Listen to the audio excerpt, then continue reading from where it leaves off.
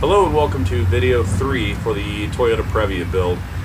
Today we're going to work on hopefully a couple of things. The first thing being I'd like to take a look at this dent over here on the driver's side of the van, pull out some of these parts from the inside and look that over. And if we have enough time, we're hopefully going to do some cleanup of this van as well. Kind of clean up these front seats, wipe down the dashboard, get all that sticker stuff off. And probably go ahead and take it to the car wash as well, get rid of some of this mud from the little bit of rain the last few days. So let's take a look and see what we're dealing with. So starting from the outside here, we've already looked at this in the first video, but here is the view from the outside of this dent. Now I am hoping that once we get in the inside we can push a majority of this out, although with this being, I'm sure, a structural part and it having some tie into the door here, we'll see how much of this we can actually push out from the inside before we might have to drill a hole and work on actually pulling this out. Let's see what it looks like from the inside. So here we are on the inside. I haven't done any kind of reading up on this. I'm hoping that this whole entire panel right here comes out fairly easy. Looks like it's this big giant piece here underneath of the window. We'll see how much of it we can get out and see what it looks like from inside.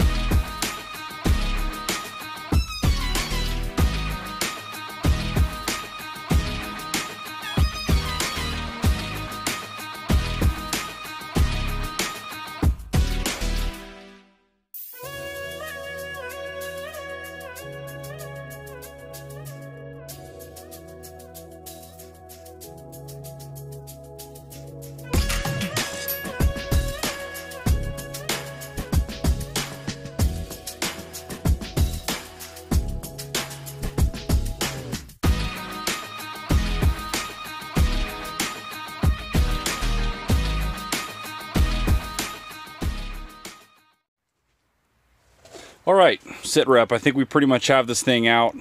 We had to remove, there's a couple covers, right? One there and one there. Those had like a 10mm or Phillips screw head bolt. Those came out. Seat belt came out. The two ashtrays came out. The pocket there seems to stay. There's another seat belt back there.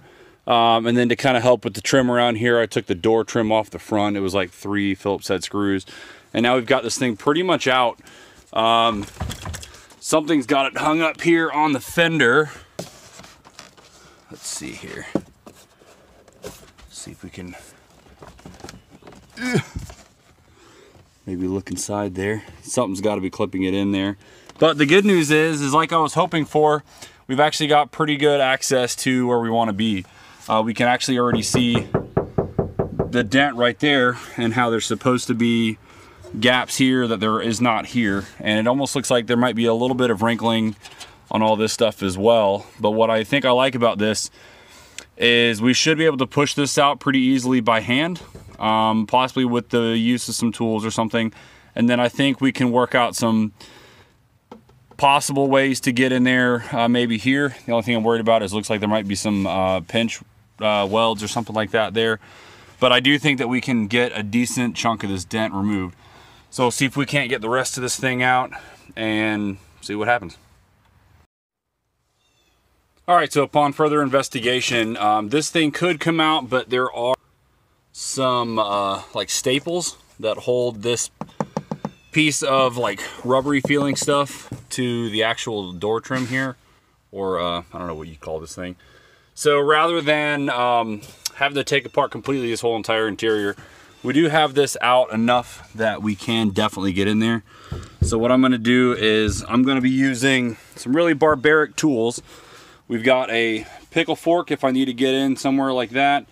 We've got a tire iron, just if we need a little bit further leverage, and to kind of massage from the inside, we've got our probably 5 to 8 pound hammer here. So we'll put the camera on the outside, see if we can't push some of this out.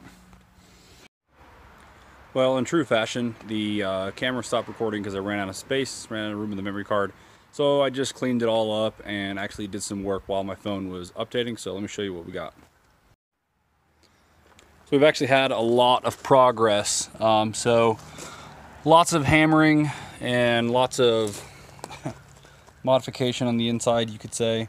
And we actually have, I would say, 80 to 90% of this dent out. Now the actual large dent that was all right here, you can still kind of see where the main kind of imprint was. It's still there a little bit, but without being a professional body guy and just basically using plywood and hammers and stuff like that, we got a decent amount of it out. This was actually caved in here a little bit and we were able to pull it somewhat out. So you can see it's much better looking. It's definitely not as distracting as it was. See it from this angle also. But what I've also started to do is I've also started to just sand with some 100 grit sandpaper, started to get some of this surface rust off. Some of these kind of little areas right around here as well.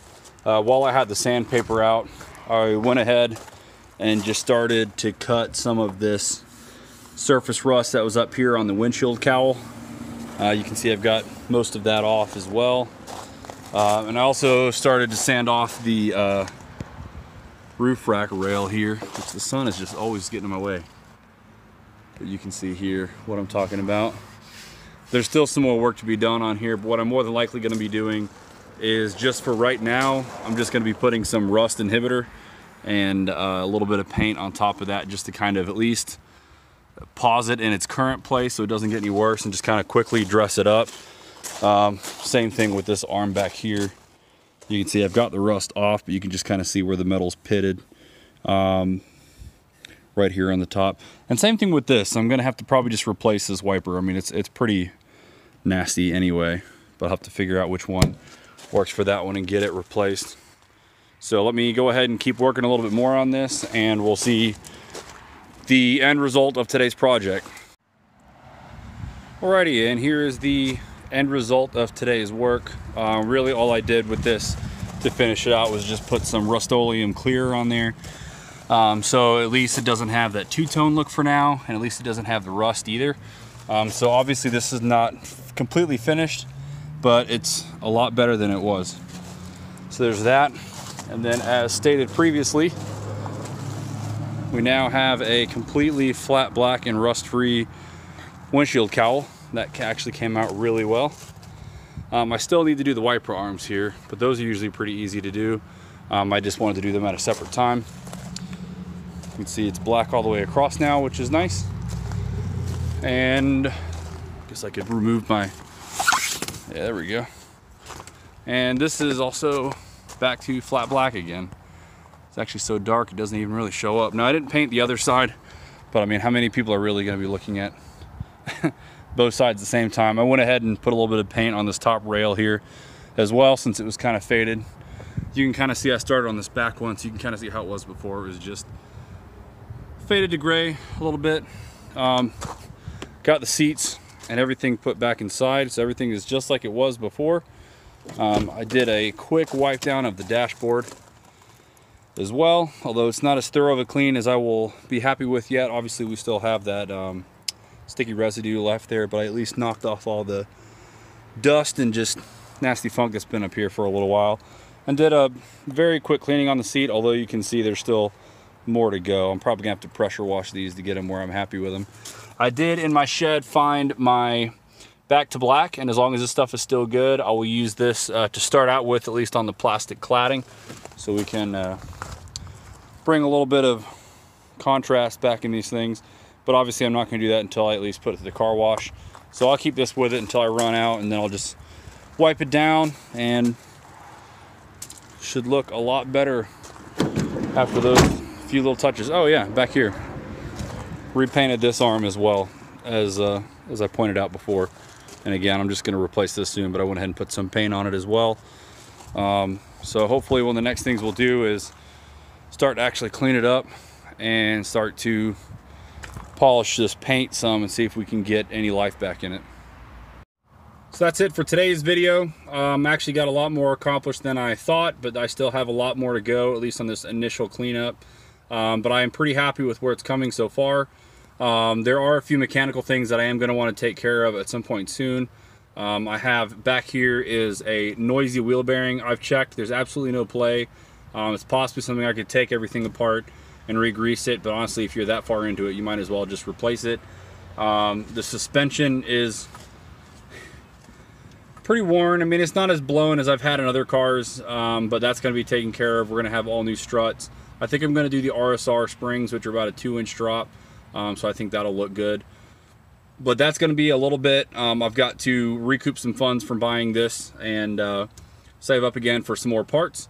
But in the meantime, I at least have something that's a little bit cleaner right now, and a little bit more presentable, you know, with all that just obtrusive rust that you could see from, you know, a mile away, and that massive dent, which again is way better than it was before. So again, thank you so much for watching. I know these are kind of longer videos, but feel free to check out the other ones as well, where I worked on the A86 and my MR2 and my Celica, and I don't have any for my G, but I do have driving videos. But anywho, thank you so much. If you like this video, you know what to do. If you don't like this video, you also know what to do.